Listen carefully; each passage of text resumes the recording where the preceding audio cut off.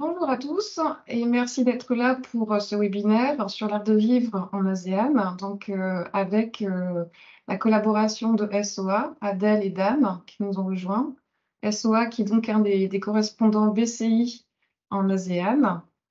Je rappellerai, donc moi je suis Catel Joliffe, chargée d'affaires art de vivre et santé donc chez BCI. BCI, je vous le rappelle, qui est donc la structure dédiée en région Bretagne pour aider les entreprises bretonnes qui souhaitent se développer à l'international, donc en import, en export, les deux. Voilà, nous sommes au service des sociétés bretonnes. Alors aujourd'hui, pourquoi parler de l'ASEAN et de l'art de vivre? Parce qu'il y a plein de choses qui s'y passent. Donc, c'était important pour nous effectivement de vous faire passer des messages clés. Donc, aujourd'hui, nous allons parler de 4 pays, le Vietnam, la Thaïlande, le Cambodge et l'Indonésie, sur 4 sous-segments que nous avons choisis, qui est donc la décoration, l'agencement, les cosmétiques, la petite enfance et le textile. Voilà, donc que retenir sur ces 4 sous-segments, ces 4 pays, c'est ce que nous allons voir avec Adèle et Dan. Et ensuite, nous aurons aussi le témoignage d'Isabelle Hermiot de l'ameublement français qui va venir tout simplement partager sa vision. Merci Isabelle d'être présente aussi. Partager sa vision de la zone ASEAN et voilà, et ses recommandations pour les exportateurs français qui souhaiteraient avant de voilà, explorer la zone ou qui ont peut-être déjà des projets sur place. Donc, merci Isabelle pour votre témoignage. Voilà, je m'éloigne un petit peu. Je vais te laisser la main, Adèle et Dan. Je vous laisse la main pour parler donc de la zone ASEAN. Merci beaucoup Catel. Enchantée à tous, ravie d'être ici avec vous pour ce webinaire. Donc effectivement, aujourd'hui, on va parler de l'ASEAN. Pourquoi l'ASEAN? Parce que nous, chez Sourcophasia, on est convaincus que le 21e siècle sera asiatique pour différentes raisons, comme vous pouvez le voir sur cette slide, et en partie notamment sur cet accord de libre-échange qui est le RCEP, qui globalise une quinzaine de pays autour du Pacifique et qui représente aujourd'hui un tiers du commerce mondial et un tiers de la population mondiale.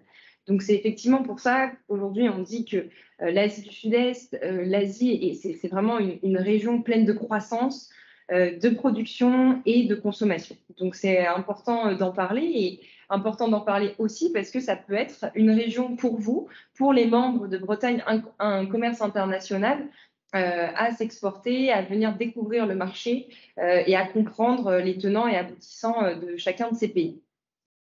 Donc effectivement, l'ASEAN, c'est un hub géostratégique entre l'Europe et l'Asie du Nord. C'est un grand marché potentiel, hein, ça a la même Adèle, taille. je vais juste te couper un tout petit moment. Il me semble qu'on ne voit pas la présentation. Si tu peux la repartager.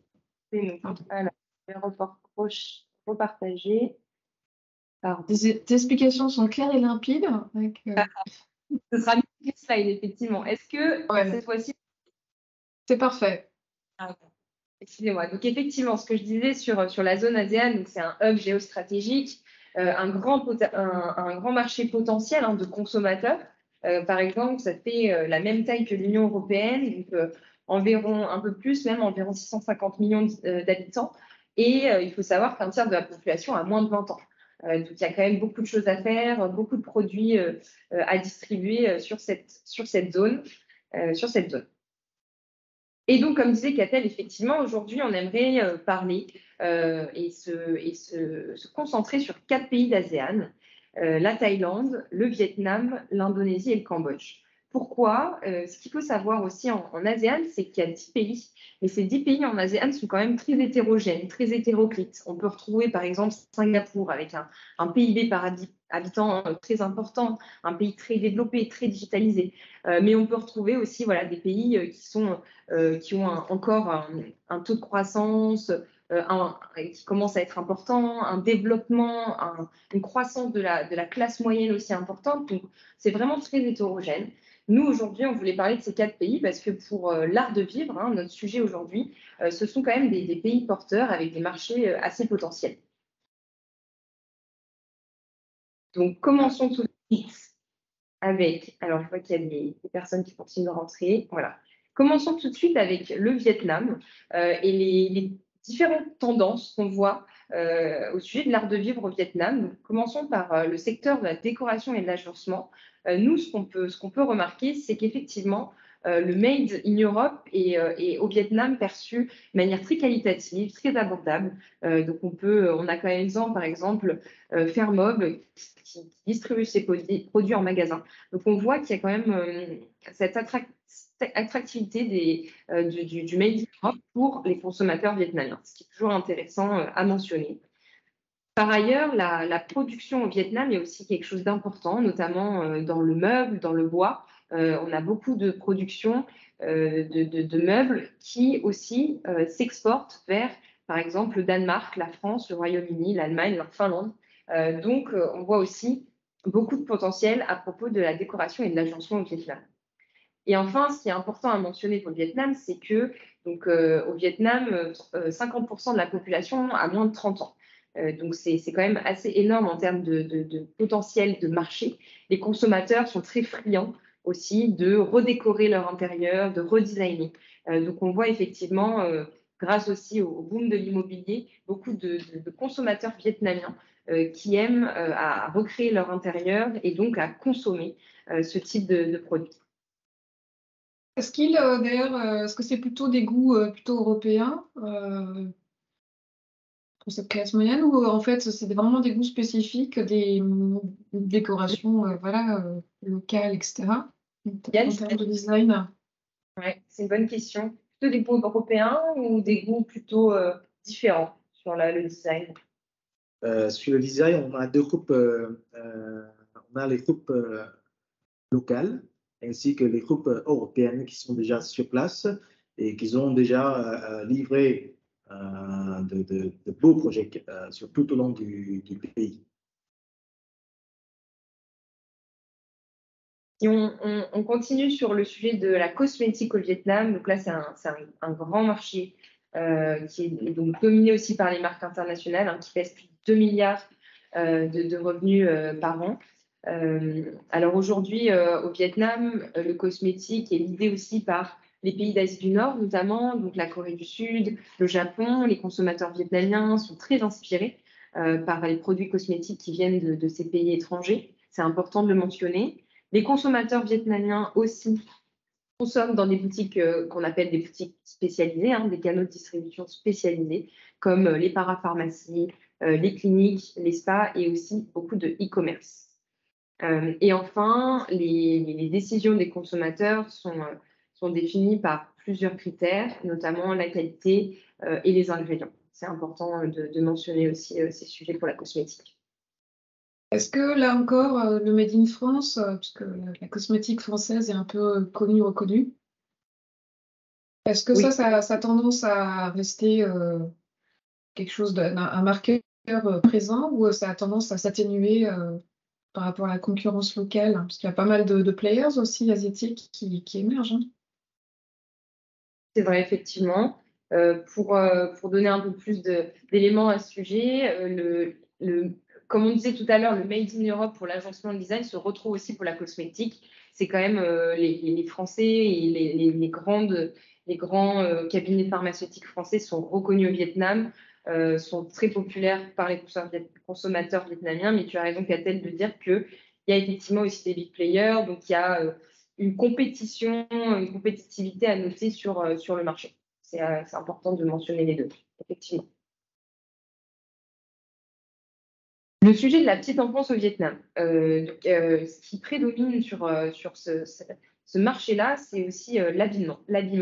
Donc ça occupe près d'un quart des revenus annuels de ce secteur. Donc on peut le voir là, comme sur les photos, ce type de marque au Vietnam est très populaire. Il y en a beaucoup, on en voit beaucoup dans les grandes villes et les zones urbaines. Donc c'est important de mentionner la partie habillement. Ce qui est aussi porteur, ce sont des produits de feeling. Donc, c'est tout ce qui est robot cuideur, stérilisateur, plat couvert. On en retrouve aussi beaucoup au Vietnam. Il faut effectivement faire attention aux contrefaçons chinoises. Il y a un marché, la propriété intellectuelle qui parfois peut être compliquée sur les pays asiatiques. Donc, c'est aussi à noter. Et toujours une forte présence des marques étrangères avec toujours l'intermédiaire avec des importateurs et des distributeurs locaux qui sont spécialisés. Et enfin, je finirai par le textile au Vietnam. Donc, je pense que vous connaissez un peu les grandes informations, les grandes nouvelles au Vietnam à ce sujet-là. 60% donc, des produits textiles exportés par le Vietnam sont exportés par le Vietnam donc, au semestre 1 2022 et ce sont donc des vêtements. Donc, effectivement, le Vietnam, c'est un grand marché pour ça. D'ailleurs, on peut le voir dans les rues, les zones urbaines, on voit beaucoup de marchés qui vendent de l'habillement au Vietnam. Le luxe, évidemment, est un grand secteur à mentionner. Les consommateurs vietnamiens en sont très friands. Beaucoup aussi de sacs et de vêtements sur ces marchés-là. Et là, les marques de luxe françaises, encore une fois, comme on peut le voir sur la photo, Chanel, mais on a aussi la distribution officielle de Coach et de Hermès, sont des grandes marques françaises de luxe au Vietnam. Je vais passer la main à Yann sur le sujet de la Thaïlande, pour voir un peu peut-être les différences. Bon, merci Dan pour la présentation. Je suis Dan. Je continue par la suite avec la Thaïlande, un pays le plus connu comme une destination touristique tropicale préférée en Asie du Sud-Est. Cependant, ce n'est pas tout pour ce beau pays, car cela peut nous faire ignorer d'autres aspects économiques tels que la décoration, agencement, qui ont été continuellement motivés par la prospérité et l'urbanisation rapide. Parallèlement à la diversification du marché de détail, la Thaïlande est l'un des pays de l'Asie du Sud-Est qui compte le nombre le plus dynamique et en constante augmentation de centres commerciaux proposant des produits de marque mondiale demandés. Par exemple, Fairmont. En sachant que la Thaïlande a de nombreuses classes moyennes, les plus nombreuses, non, ce n'est pas le plus nombreux, mais la Thaïlande a 40% de classes moyennes de la population. Et on a lancé une enquête auprès des consommateurs de chez Shop. 85% des gens déclarent pouvoir dépenser plus ou autant qu'aujourd'hui sur les 3 ans à venir et ils sont ouverts à la belle facture pour leur décoration. À l'instar de la décoration intérieure, l'industrie cosmétique, s'il vous plaît, a également connu un cesseur de ces dernières années, témoignant du développement rapide du secteur de la vente au détail ainsi que des besoins individuels croissants des consommateurs. La Thaïlande reste le marché le numéro 1 de l'ASEAN avec 6 milliards d'euros de valeur de plus, et plus de 80% des achats sont réalisés en boutique spécifique.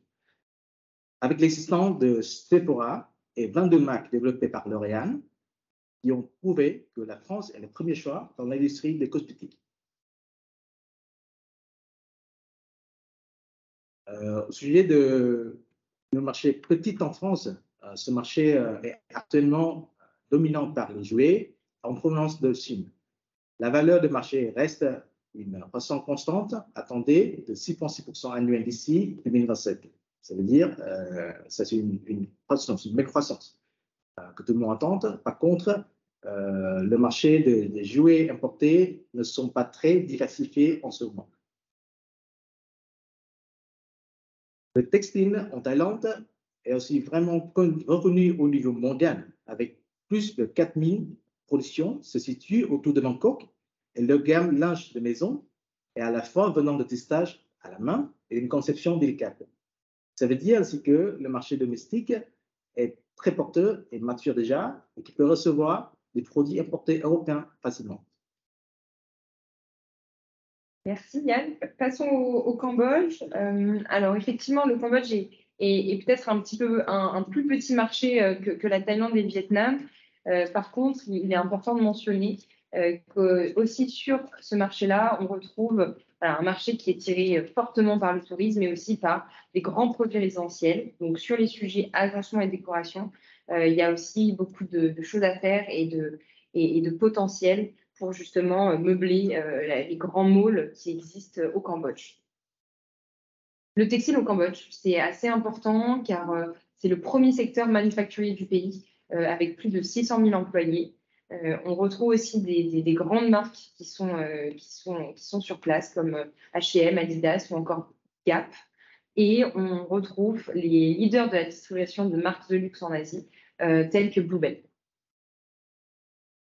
Et enfin, pour l'Indonésie, pour un bref... L'Indonésie, parallèlement au développement institutionnel des pays de la région, l'Indonésie a toujours été connue comme un important marché de consommation intérieure, avec un mélange de tourisme et d'urbanisation concentrée principalement dans l'archipel de Java, l'île Java. C'est pourquoi IKEA est apparu ici depuis 2014 et il opère actuellement avec 7 magasins principaux sur l'île Java, avec un taux croissant estimé à 10% par an jusqu'en 2026, uniquement pour les meubles. Passe sur le cosmétique, s'il vous plaît. Par ailleurs, le développement de ce pays consommateur est aussi une opportunité pour les produits de soins personnels et de beauté. Ce marché constitue véritablement à la fois une opportunité et un défi pour les entreprises étrangères en raison de la préférence des consommateurs pour les produits nationaux, pour les produits fabriqués locaux et des certificats halal obligatoires pour les produits vendus. Sur le marché de petites enfants, c'est un marché qui est également attractif avec une diversification de la distribution lorsque les importateurs disposent tous de leurs propres magasins spécialisés et un taux de croissance incroyable du e-commerce avec 3 fois plus par rapport à l'année précédente avant le Covid. C'est vraiment impressionnant. Avec le Vietnam, la Thaïlande et l'Indonésie est également un pays avec l'industrie de production de textiles et de vêtements largement stable de ces dernières années. Et l'apparition des marques mondiales a également agité le marché de consommation, en même temps donné aux consommateurs beaucoup plus de choix sur les standards milieu haut de gamme. Voilà. Merci. On va peut-être passer maintenant et laisser la parole à Isabelle Herniot qui est avec nous aujourd'hui en tant que directrice internationale de l'ameublement français. Merci beaucoup Isabelle de vous joindre à nous et de nous donner, partager votre expérience sur le marché vietnamien. Est-ce que vous m'entendez bien? Très bien. Formidable. Merci beaucoup.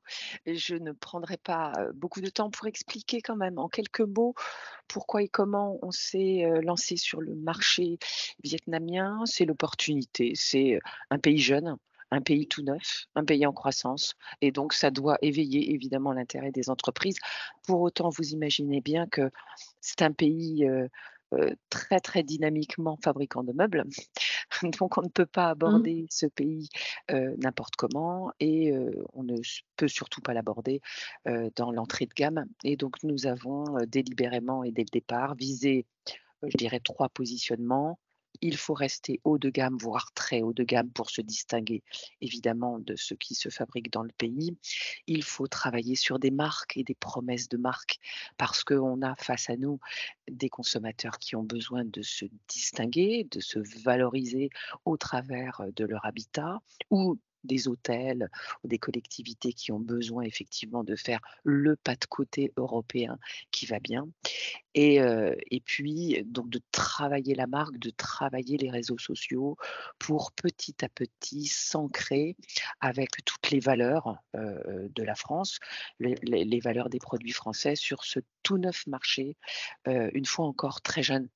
Et nous avons choisi d'embarquer des entreprises qui sont différenciantes, qui ont un positionnement très haut de gamme, une promesse véritable d'art de vivre à la française, une promesse de valeur ajoutée, qui se distingue aussi de nos concurrents européens, notamment les Italiens, pour ne pas les nommer puisqu'on les retrouve partout.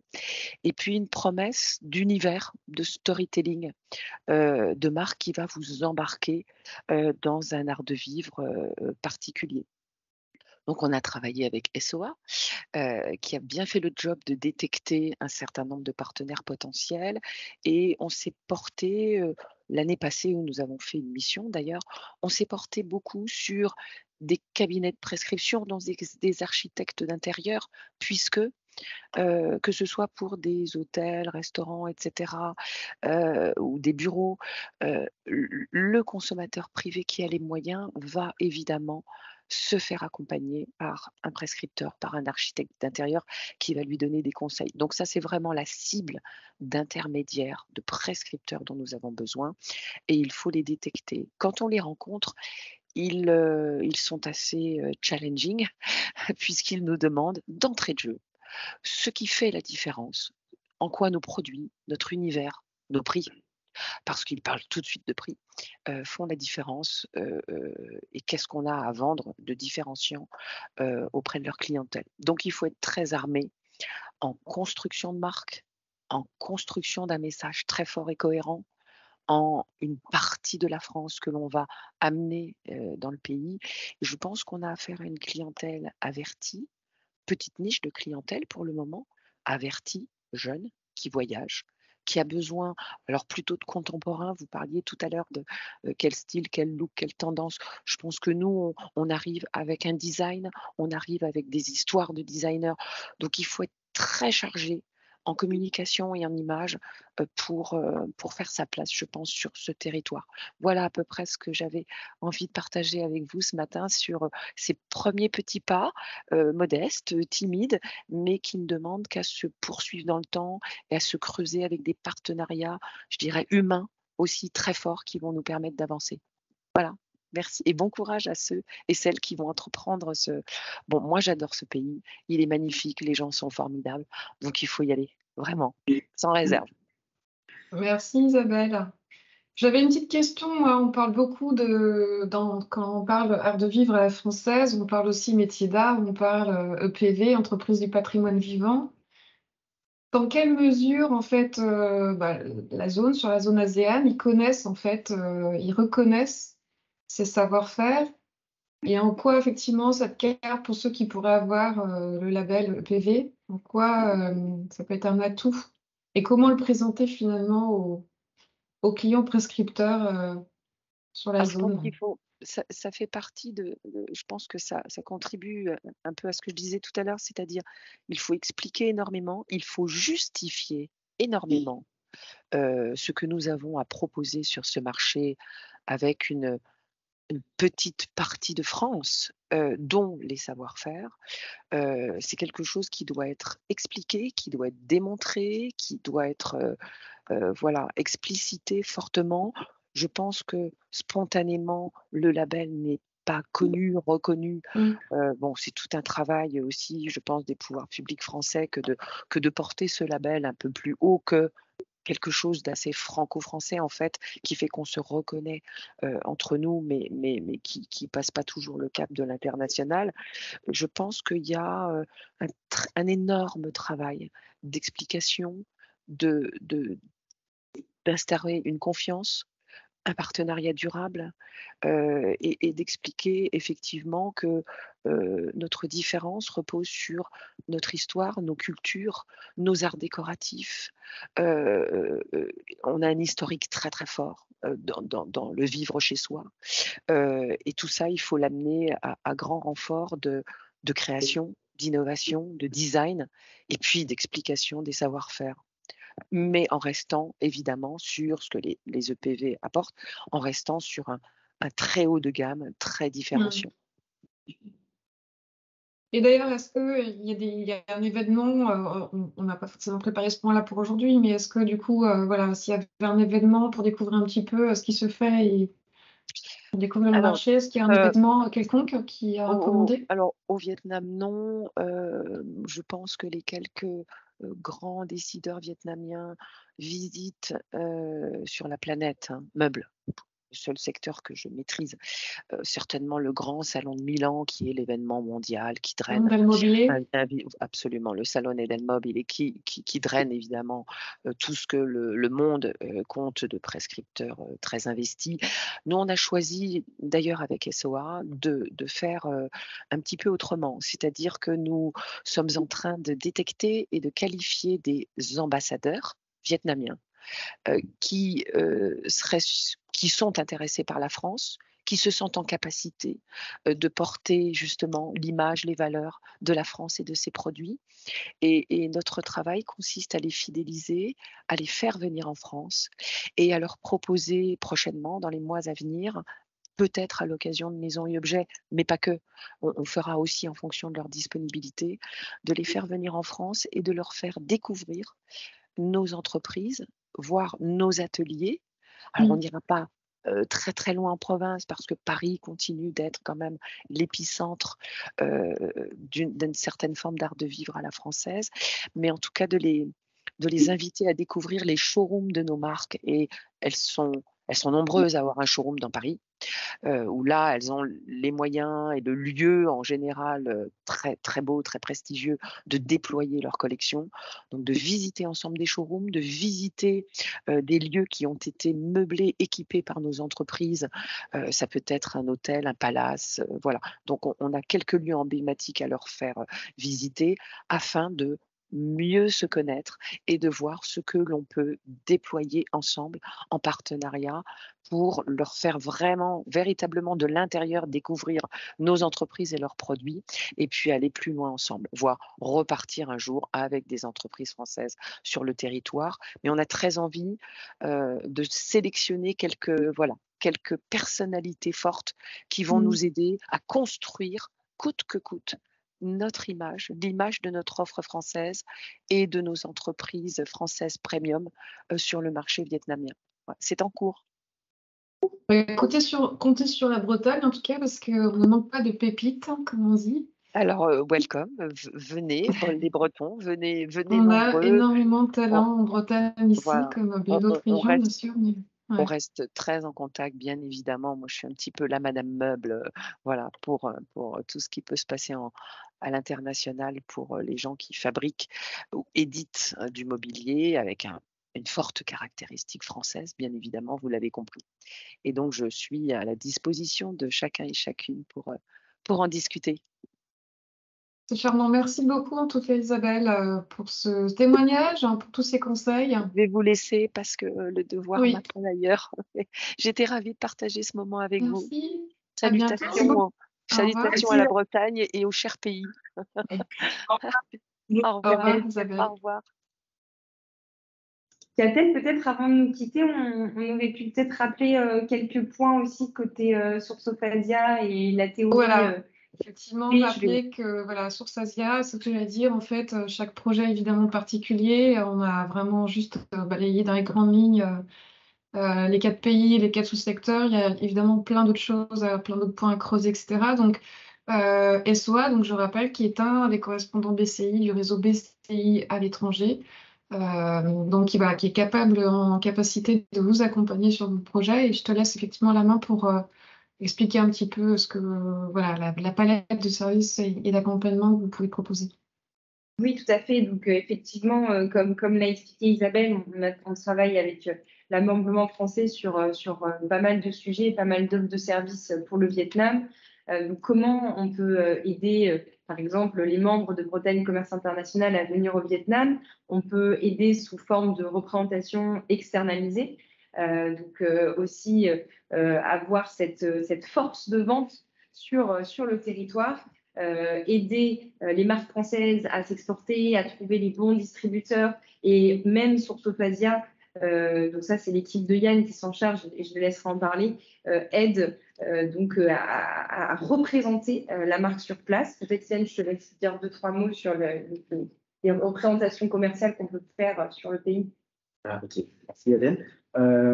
Pour la partie des représentations commerciales, on va vraiment représenter dans tout aspect une marque européenne, étrangère, notamment français, sur un territoire, par exemple, sur l'ASEAN ou sur les pays spécifiques comme Vietnam, Thaïlande ou l'Indonésie. On va travailler avec notre équipe au nom des marques, au nom des clients, et non pas vraiment au nom de SOA. Voilà, on s'en charge de la partie commerciale jusqu'à après-vente, tout au long avec une communication vraiment fruitful avec le client, mensuel, je veux dire. Voilà. Et après, on peut aussi avoir des des offres de services à plus court terme, par exemple, pour vouloir aussi entrer sur le marché et le tester, savoir un petit peu avoir les premiers indices du marché. Donc, on peut aider aussi les membres de Bretagne Commerce International à faire des analyses de marché, à commencer à faire de la prospection pour des potentiels distributeurs et du sourcing. Et enfin, ce qu'on propose, qui est intéressant aussi à mentionner, c'est le sujet du portage salarial. C'est-à-dire qu'on sait que nos clients sont experts de leur secteur, de leur marché, et qu'ils ont des fois des difficultés ou même n'ont pas envie de travailler sur les sujets administratifs, légaux et de recrutement d'équipe, par exemple, sur place. Pour eux, ça peut vraiment être un frein et ça peut être difficile déjà d'arriver sur le marché et en plus créer sa propre équipe. Donc, on peut être aussi là pour aider en tant que recruteur et embaucher pour nos clients une équipe sur place afin de vous accompagner sur un cycle complet et important de l'exportation et de l'aide au développement international.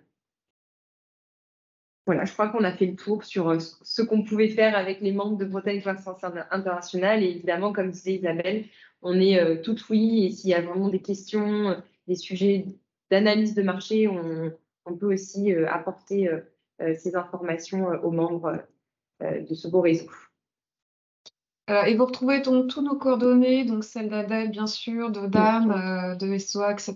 Et la présentation de ce webinaire, vous le retrouverez sur le site de BCI, à l'endroit habituel. Tous les réunions d'information que nous faisons sont pour la plupart enregistrés, donc ceux qui veulent regarder à nouveau. Voilà, en tout cas, vous aurez les coordonnées et voilà. Et donc, écoutez, je crois qu'on arrive au terme de cette présentation. On sera ravis de discuter avec vous voilà, sur des projets, sur des réflexions, etc. Sachez que BCI, donc voilà, nous sommes ici en Bretagne, voilà, en liaison avec ce réseau à l'étranger, donc n'hésitez pas à nous contacter. Donc pour l'art de vivre, c'est effectivement moi qui suis en charge de ce périmètre pour la Bretagne. Voilà, donc c'est bien la personne, bien de la maison. Il y a beaucoup de choses dans l'art de vivre en Bretagne. Nous avons beaucoup de pépites, donc nous sommes ravis. Voilà. Je vous dis merci encore une fois, Adèle, Dan, pour cette intervention. Si vous souhaitiez rajouter peut-être des choses avant qu'on se quitte? Non, merci beaucoup, Cassel, pour l'organisation et on espère avoir voilà, des demandes, des demandes d'informations. On sera là pour aider si besoin sur la partie sud-asiatique. Très bonne journée. D'accord. En tout cas, voilà, et on compte sur vous aussi s'il y a des choses, des faits. Voilà, c'est toujours ce qu'on essaye aussi de ramener en retour. S'il y a des faits, encore une fois, qui nécessitent une intervention, etc., on ne manquera pas de refaire un petit point là-dessus. Merci beaucoup, Catel. Bien, écoutez, merci à tous de nous avoir suivis et puis à votre disposition, encore une fois, pour échanger sur vos projets. Merci et je vous dis à bientôt. Au revoir. Merci, au revoir. Au revoir. Merci beaucoup. Merci.